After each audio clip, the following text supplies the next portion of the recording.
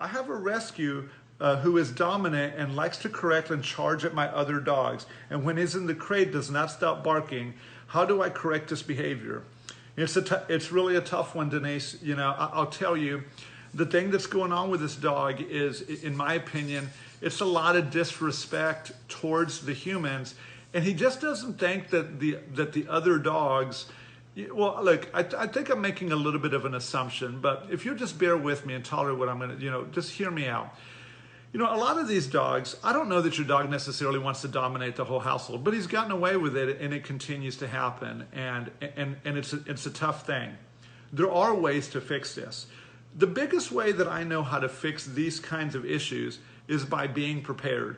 And I'm going to just tell you one of the biggest coaching points that I have with any of my clients is that we are generally not prepared to communicate to the dogs in a way that we want. What happens is that the dog, we bring the dogs out of the crate and then we give them all this freedom and then they begin acting poorly and then we use our voice to communicate with them. And as you're probably figuring out, it just doesn't really work all that way. So the first thing that I would do is I would definitely start with some place training with this dog, Denise, okay? And in place training, one of the most important tools that you can have is a leash.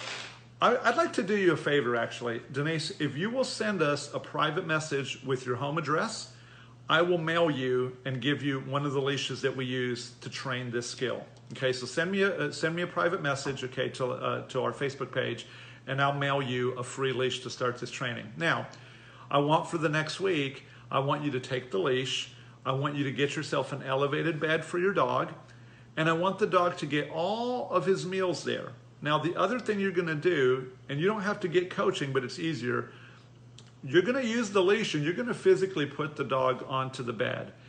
If at any point, once you've put the dog on, he decides to come off of the bed, and you need to allow the dog to come off the bed.